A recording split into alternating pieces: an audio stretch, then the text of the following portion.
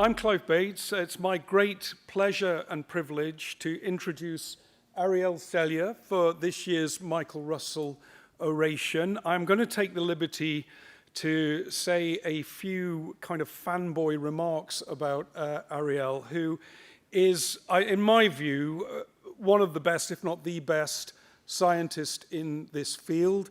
One of the nicest people, one of the most energetic people in this field. I don't know whether it's a pleasure, a privilege, or a punishment, but Arielle and I collaborate weekly on producing a review of all the papers that have come out in PubMed. We get them on Friday afternoon. I send them over to Arielle. She chooses the ones that she wants. Thankfully, she chooses all the difficult ones and writes absolutely brilliant reviews of all of them. If you don't get this publication, you're missing out, not on what I say, but on what she says, which is the most educational content you can get in tobacco harm reduction. Just by way of introduction, she is an awesome scientist and total respect. A degree in first degree in physics, a PhD in neuroscience, and a postgraduate fellowship in psychology. Now, if that's not intimidating enough, I don't know what is. She spent 10 years in academia, got in with the wrong sort, doing sort of tobacco control research, and was very much, and I think you'll probably say something about this experience, but very much in the tobacco control zeitgeist of finding harm reduction a problem and, working on proving there was a gateway effect. And then science happened, and she found results that were contrary to the dominant narrative in tobacco control. And instead of working out how to do something else or to change her mind or to polish the results, she followed the science. And that led, to, and she'll describe this, to some pretty uncomfortable kind of clashes with academia. And the result was, she left academia. But I don't like to think of it that way. I don't think she left academia. I think she followed the science. And that's a really important distinction to make in this meeting, especially as we're doing this to honor Michael Russell, great Michael Russell. And then from there, went to Pinney Associates, a regulatory consultancy, where, again, she is doing some of the best science in the business, looking at the behavioral insights that Pinney have on behalf of Juul. So really, really good quality, relevant regulatory research, okay? And I think that's a great story, because a lot of people would say, well, you left academia and went to industry, what went wrong?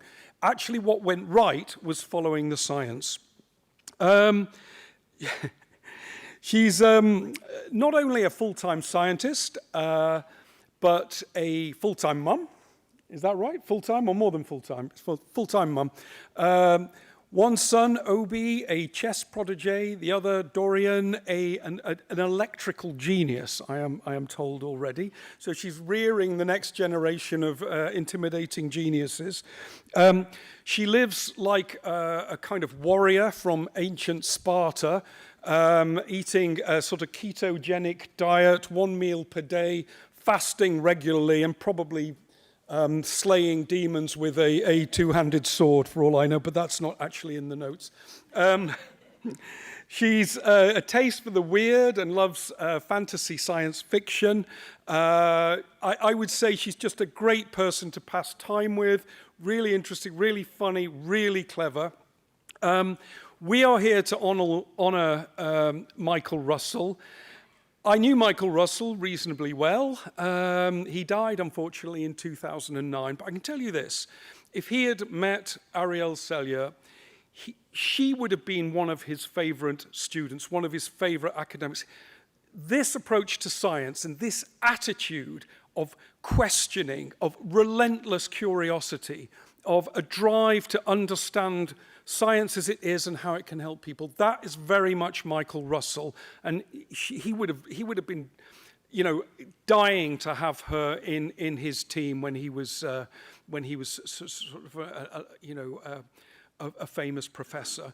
So I think it's great. I think we're really lucky to have Arielle here to commemorate both Michael Russell and to give us her own insights into her academic experience. So, ladies and gentlemen, put your hands together. I'd like to give you Arielle Selya for the Michael Russell Oration.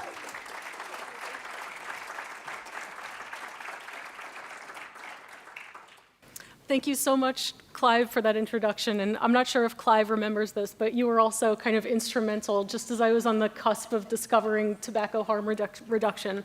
You reviewed one of my papers in addiction and gave me the idea of exit gateway. And I was like, wow. So you were very instrumental too. And thank you to the GFN team for inviting me to this. I'm very honored to be here giving the Michael Russell Oration. Thank you.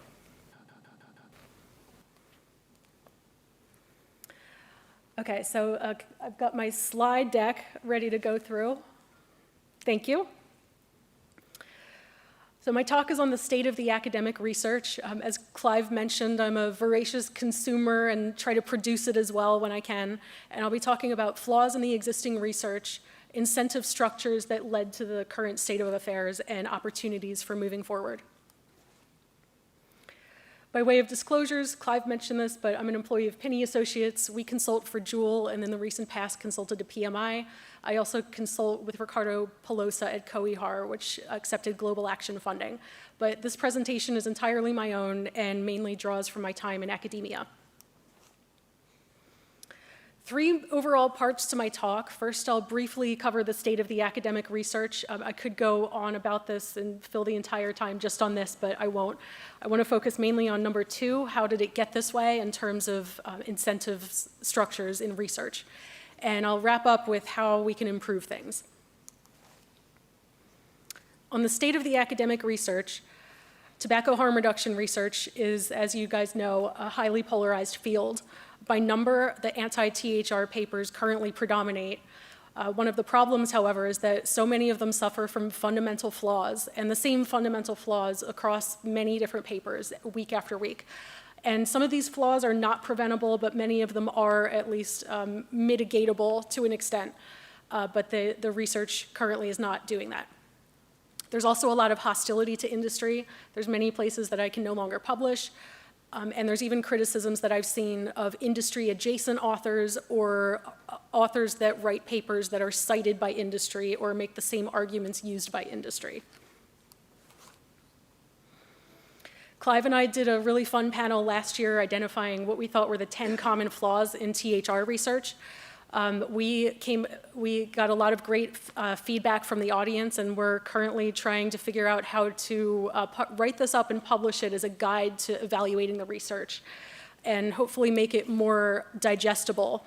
But just to give you a sense and a reminder for those who were there last year, this is our current working list of 10 common flaws. I'm not going to go into these into detail, but briefly, things like exaggerated harms or exposures is a big problem. Number 3 is also a common problem, unfounded causal conclusions, and a related note, failure to consider alternative explanations that would produce exactly the same findings, but the authors kind of conclude one finding and don't consider the others. Number 7 is sort of related from this, inappropriate policy recommendations.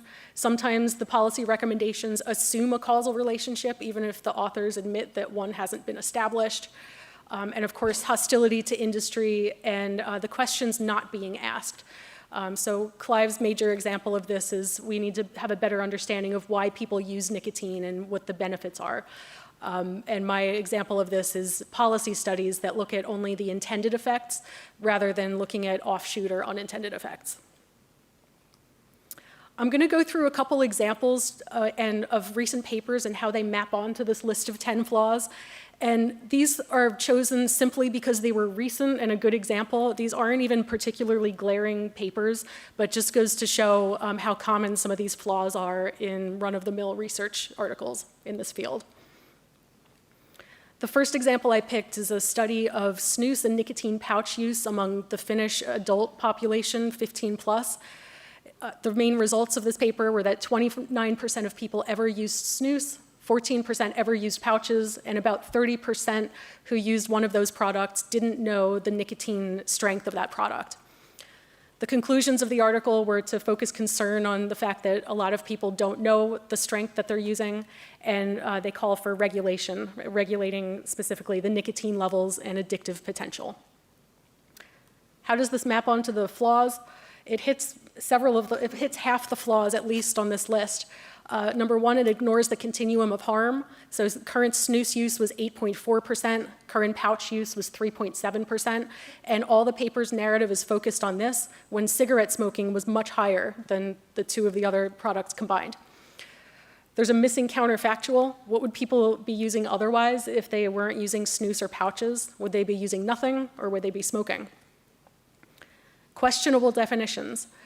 The paper reports ever use, which by the paper's own breakdown is mostly 60% tried once or twice. So this is transient experimentation that doesn't continue. In fact, current use was 25% of those two figures. It also makes inappropriate policy recommendations. So the conclusions, as I mentioned, called for regulating the nicotine content. However, both of those products were illegal at the time of the survey, and there's no reflection or consideration of how would additional regulations be expected to improve things when there's already a more severe one in place. A bonus flaw here, the use of snus is associated with the use of stronger snus. That's an illogical analysis. What's the alternative there? Not using snus is lower strength snus. So there's something going wrong in the analysis, probably with the way they handled missing data, but this should have been caught during peer review. Next recent example is on tobacco retail outlet marketing exposure. And this is using a longitudinal cohort of Texas students aged 11 to 22. Asking them whether they were exposed to tobacco retail marketing for cigarettes or e-cigarettes, and then measuring use of the corresponding product. And they found that exposure to cigarette marketing is associated with higher odds of past month smoking, similar result for e-cigarette marketing and e-cigarette use. The conclusions were that exposure to marketing increased the odds of tobacco product use for youths aging into young adulthood. And it calls for marketing restrictions to reduce tobacco use among youth and young adults. Kind of similar to the last paper, it has unfounded causal conclusions. So one of the sentences was, e-cigarette marketing may be particularly influential in early adolescence. Technically, this is not claiming causality because of the word may, but it's a causal assumption, and it's the only interpretation discussed in the paper. But there's important alternative explanations. For all of these studies on self-reported marketing exposure, there's attentional bias and recall bias, which means that youth who are already using these products or are interested in using them tend to notice and remember seeing such content before. I'm going to skip ahead into 7 because the unfounded causal interpretation leads directly into the policy recommendation, which of course is for calls for increased marketing restrictions. But again, there's kind of no consideration of the current marketing environment, which is already heavily restricted for youth, and what specifically might be done differently. And it also doesn't consider harmful consequences of that, such as on adults who smoke or on risk perceptions. And again, jumping back to number 5, there's also questionable definitions here. So the definition of marketing exposure included simply visiting gas stations or convenience stores. And then this was multiplied by the actual variable for self-reported exposure. So the variable that they analyzed didn't really capture what it was supposed to. So I could go all day on that, but I won't. I want to focus more on how did it get this way. And from this, I'm going to pull on my decade in academia. Clive mentioned a lot of this history. I was a postdoc at Wesleyan University. My postdoc advisor was fantastic, and the team of collaborators I worked with were very supportive of everything I did. It was more when I made it into the junior faculty role and I was expected to carry on my own independent line of research that I got into more difficulty. My research activity throughout this time, when I started, it was on adolescent smoking behavior, and I was studying things like trajectories, development of dependence, and risk factors. When e-cigarettes came out and started becoming a big story around 2014, I initially bought the anti-THR view. I bought the idea that e-cigarettes are gateway products and they attract youth and they might lead to smoking. But I changed my mind, as Clive mentioned, with my own analysis. And I don't have time to get into that particular story, but happy to share that later at the after party. 4 to 8 publications per year, so I was always a pretty prolific publisher, but where I ran into trouble was grant applications.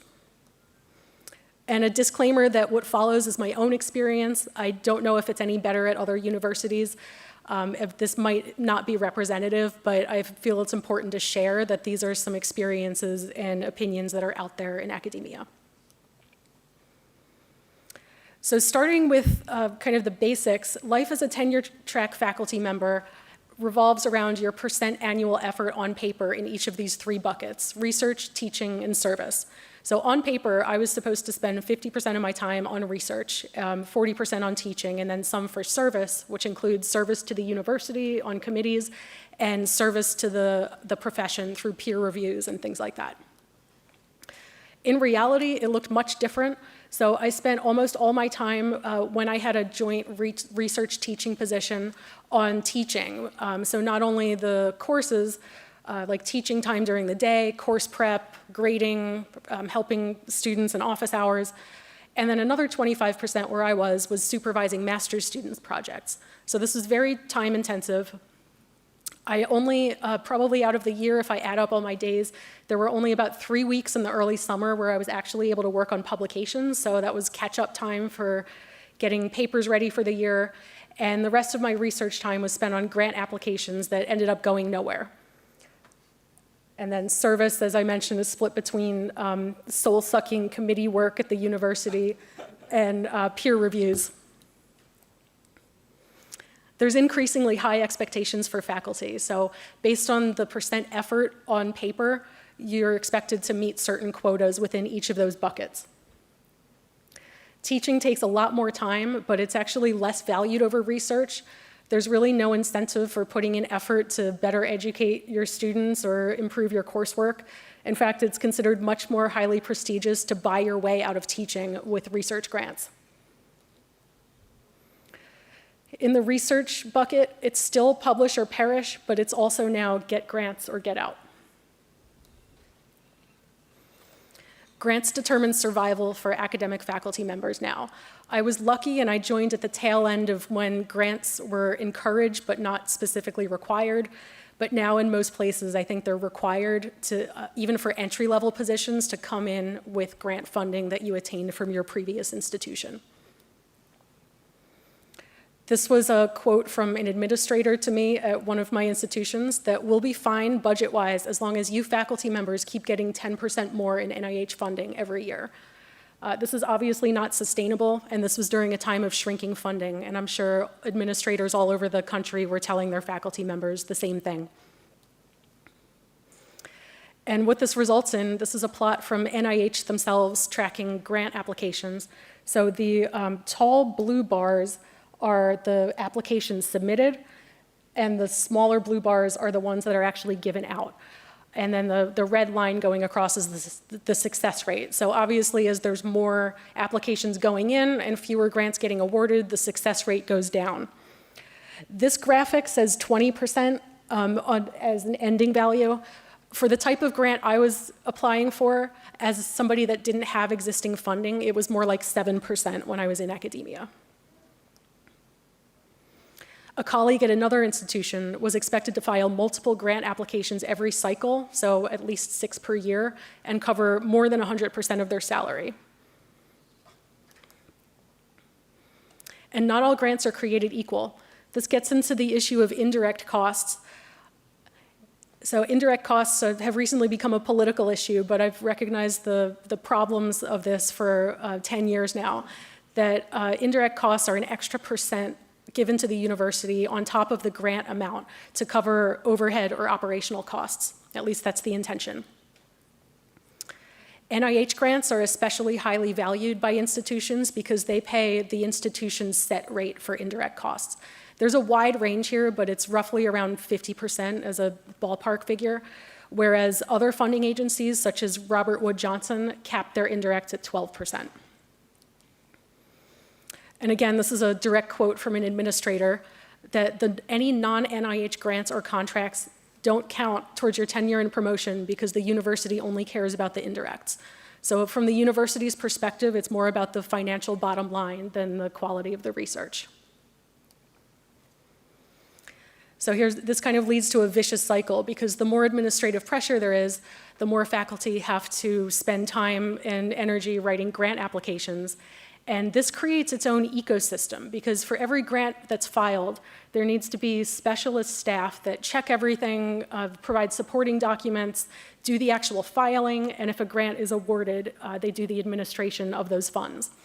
And that raises the need for indirect costs. So I think the indirect cost issue is kind of offsetting some of the demands created by the need to apply for grants. And the reason this is all relevant to research is that NIH's high indirect rates in particular make academic research beholden to their funding priorities. They have to shape their research to fit into one of the research areas that NIH is specifically funding. How did things get so competitive with grants? This goes into a long-term side interest of mine, system dynamics, simulation modeling. This is from a colleague who was one of the people who taught me system dynamics, but he has a really informative model treating the academic workforce as a population. So instead of a birth rate, there's a PhD production rate. And the idea is that because faculty positions are kind of stagnant over time, there's not a lot of growth in faculty positions. For every academic professor, they graduate more than one PhD over the course of their career, but only one of those students can take their place. For biomedical sciences, this number is 6.3. So that leaves 5.3 PhDs on average in competing and unable to find an academic position. So academia is oversaturated, and it's been like this for some time. And there's meanwhile only slow growth in faculty positions. This overproduction leads to, and continuing the system dynamics thread, I'm going to show a causal loop diagram, or a kind of conceptual diagram of what I think the dynamics are here. So this is what I've just described, the circle of the academic and PhD overproduction. Anybody that fails out of, is unable to find an academic position is considered failed if they leave academia to work for industry, for example. And the other ones might get stuck as perma postdocs or low-paid research staff with not a lot of upward mobility in their career. And of course, the oversaturation of PhDs leads to competition for those limited slots. And this increases the pressure for grant funding. And this leads to, as I mentioned in the last slide, a kind of ecosystem of grant applications. And there's also, unrelated to the grant issue maybe, but there's also been a large increase in what these authors call the bullshit jobs in academia, including high-paid administrators. High-paid administrative positions have increased much faster than faculty positions. Grant applications mostly lead to wasted effort in my experience because the funding success rate is so low, but some grants are awarded. And the ones that are kind of require conformity with the funding agency priorities and views. And this is now in many places explicitly tied to hiring, promotion, and retention of faculty members. So many faculty members are kicked out after a certain number of years if they're not able to obtain NIH funding. Put a pin in this mentally. I'm going to come back to the conformity issue in a few slides, but just to follow through with some of the other offshoot effects in academia. I mentioned that successful grant awardees can buy their way out of teaching responsibilities. So that reduces their teaching load for those faculty members, but the courses still have to be taught. And this leads to a lot of outsourcing to low-paid adjunct positions. And these are very difficult jobs to have. As an adjunct, you're paid, last time I looked, was like $3,000 to $5,000 US for an entire semester of work. And if you want to do a thorough job at teaching and course prep, it can easily turn to be lower than minimum wage.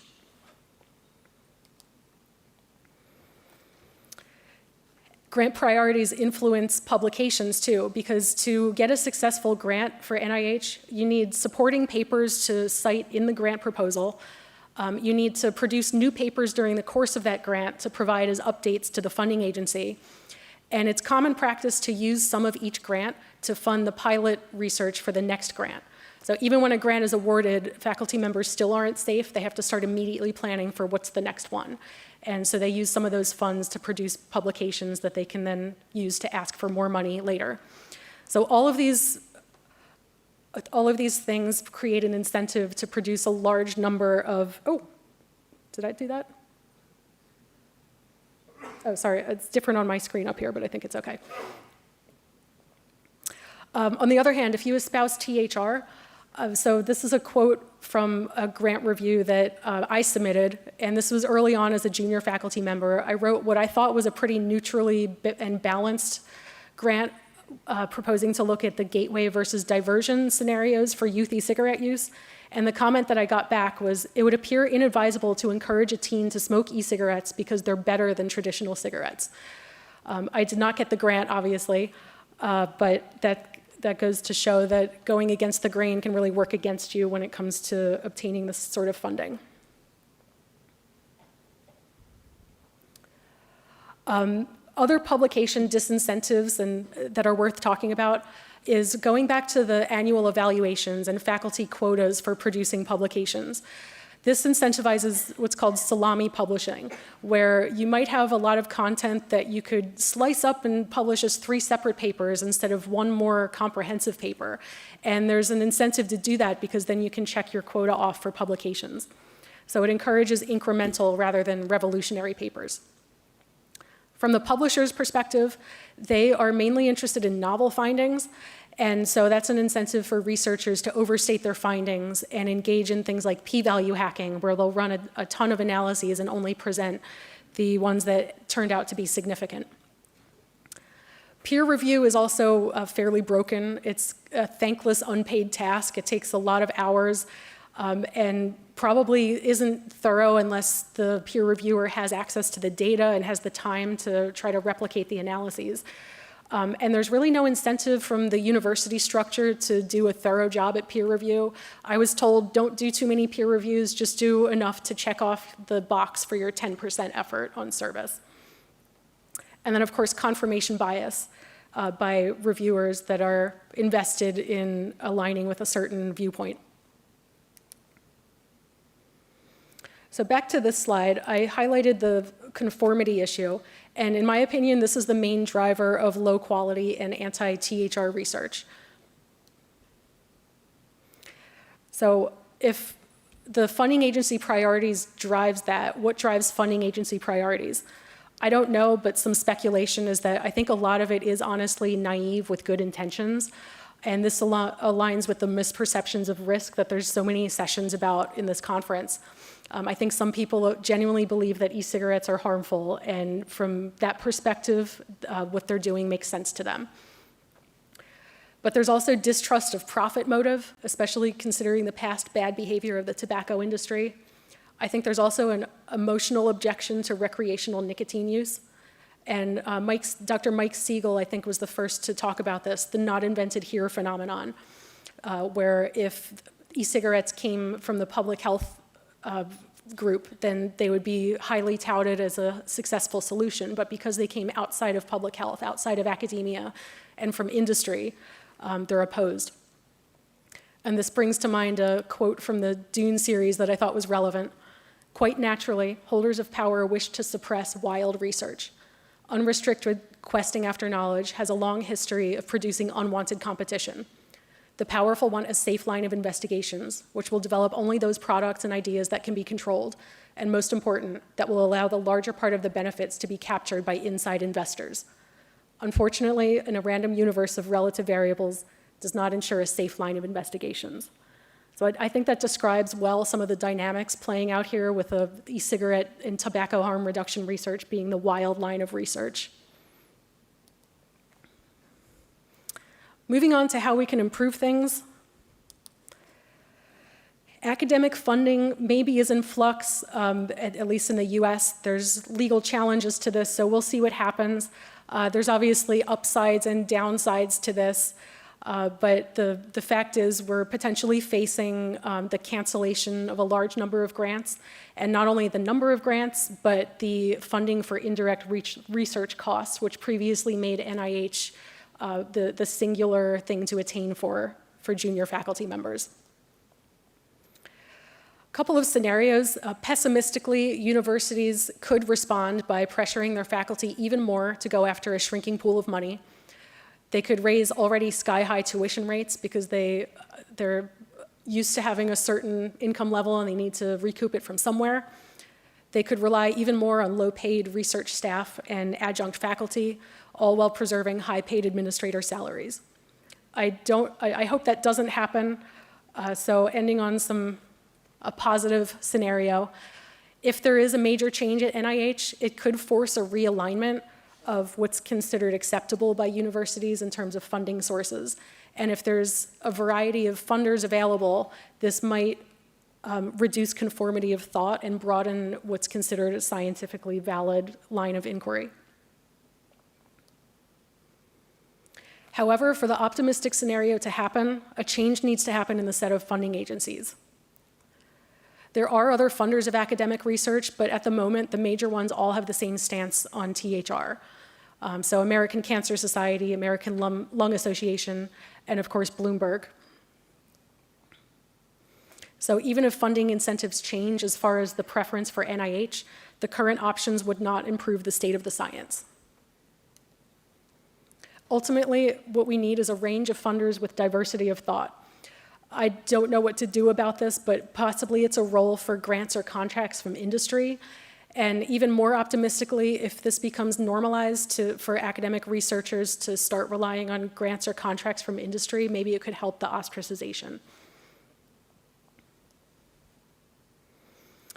Communication is also an opportunity going forward. So one more anecdote from academia. This is my Google Scholar profile in order of, including my papers in order from most cited to least cited.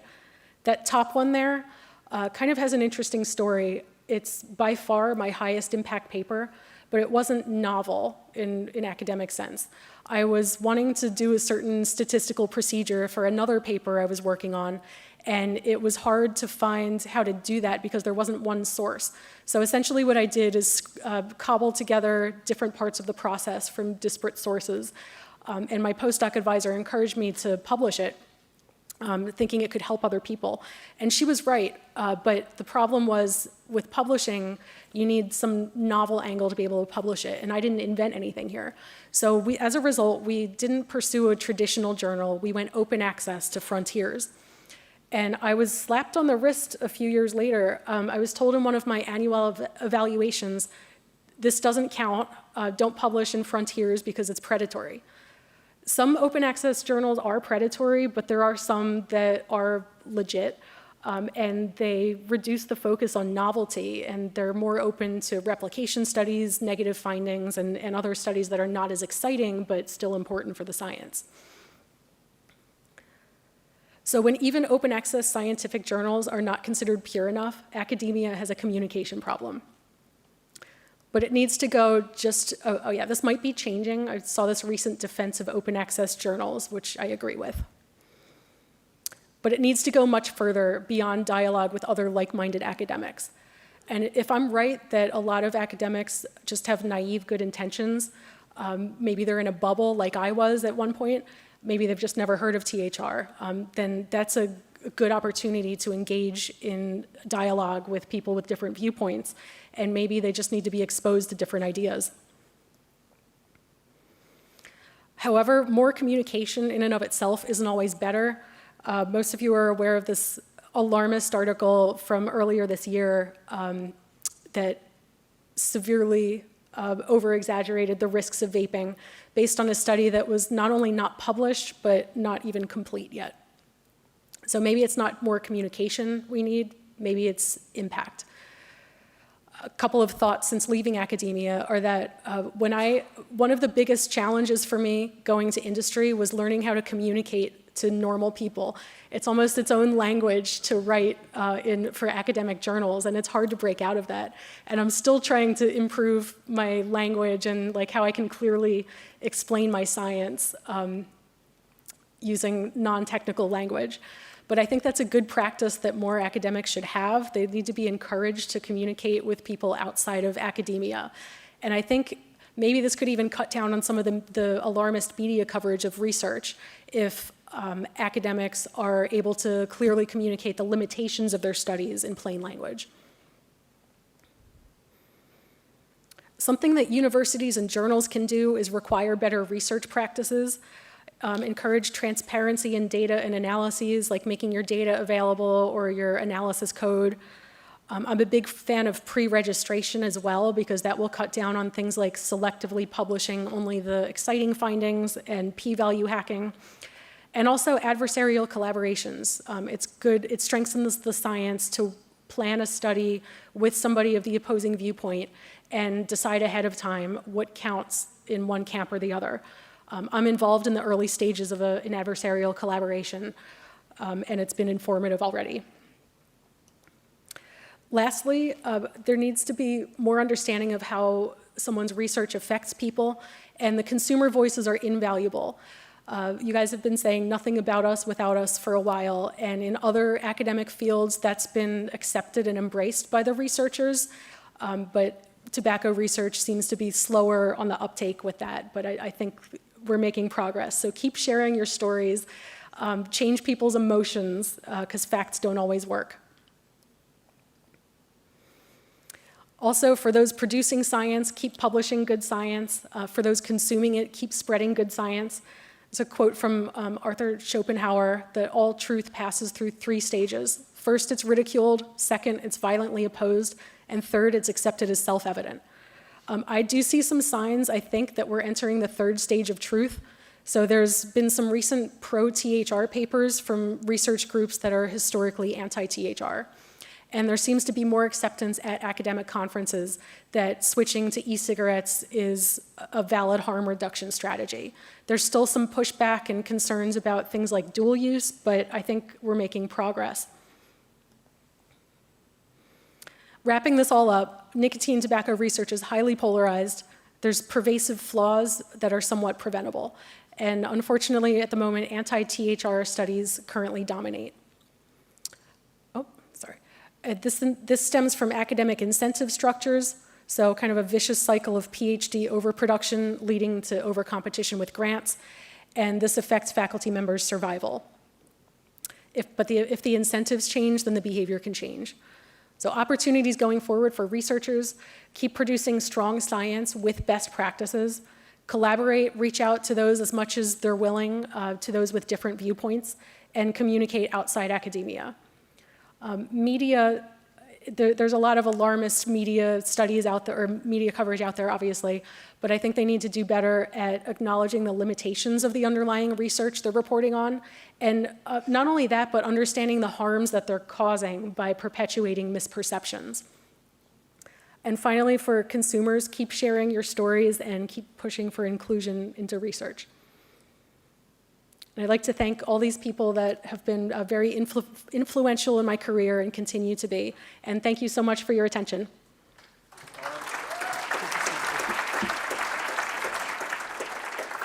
Thank you, Arielle. Brilliant. My dream of being a professor at a prestigious American university has ended here today. I don't think I'm going to be doing that. It sounds utterly awful. We have got a bit of time, I think, Jerry, is that right? I would like to just take any questions, if anyone would like to follow up. I'm going to start. I'm going to put one question. Why isn't science self-correcting? Where are the missing self-correction mechanisms? I'll come and sit next to you.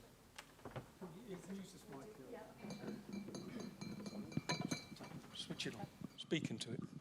Hello? Hello? Okay. That's a great question. I think just because the incentive is missing for that. There's nobody incentivizing a corrective mechanism, and there's too much incentive to keep producing Because the science these days is so incremental. You have to publish a paper and then seek a grant for it and keep publishing along the same lines. So people build their careers on a certain narrative, and there's a disincentive for them to change that. And nobody's rewarding people criticizing studies. But is that true in other fields? I mean, my impression is in other fields, it's like a dog eat dog. If I can disprove this other person's theory or rubbish their paper, that's prestige for me.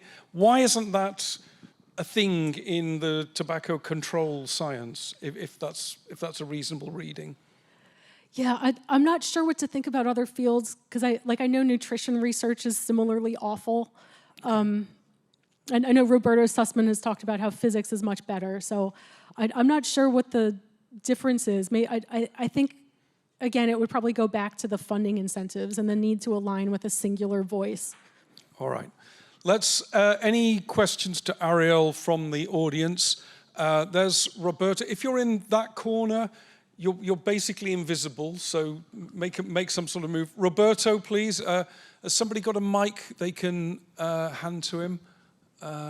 No? Yes? Good. I've got you, yeah. Hi. A very simple question, like we are seeing now with the Trump administration a massive disruption of this system. The details are uncertain, at least for me, but the question is, how is all this MAHA and all this disruption affecting what you described? Yeah, that's a great question. And we don't know what's going to happen. There's been legal challenges to the cuts to NIH, so I guess we'll see if anything changes. If it does, I think optimistically it could force a reevaluation by universities to deprioritize NIH as the primary source of funding. But then again, it goes into, well, where would they get funding from? If they go to American Cancer Society or Bloomberg, it's not going to be any different as far as the incentives to align with that particular viewpoint. Okay, just a couple more questions maximum, and then we'll move on to the Michael Russell Awards. Yes, there, please. My question near the field about some self-regulation of academia. Was those articles that were mentioned in the start retracted from journals, or some mails to journals about changes in these articles, or retract them? Yeah, that's a great question too. It's very difficult to get a paper retracted. At best, in my experience, on the particularly offending papers, I will take some time to compose a letter to the editor and submit that. And the idea is that the original authors can respond and maybe make corrections if they need to. I think I've only had a letter to the editor accepted and published once, and it didn't change anything about the underlying paper. Another source for that is PubPeer, which is kind of a crowdsourcing platform to leave comments on published papers. And there's a browser plugin that will alert you if an article that you're viewing on a page has a PubPeer comment. So that's a good way of doing it without having to be gated by the journal's process. But as far as retraction, it rarely happens. It happens sometimes, but it's very difficult to do that. I don't think journals, it seems like they should care more about cleaning up their journal if there's something terribly wrong with a paper they've published. But in my experience, it's slow at best and very unlikely. And they don't want the embarrassment. Arielle, I think we're going to wrap it up there. Thank you so much for sharing those insights. If anybody wants to take up these discussions in greater depth with Arielle, she'll be in position in the Sphinx later, I think, taking questions from all comers, no matter how drunk. So yes, put your hands together for Arielle Selya, a great Michael Russell Oration.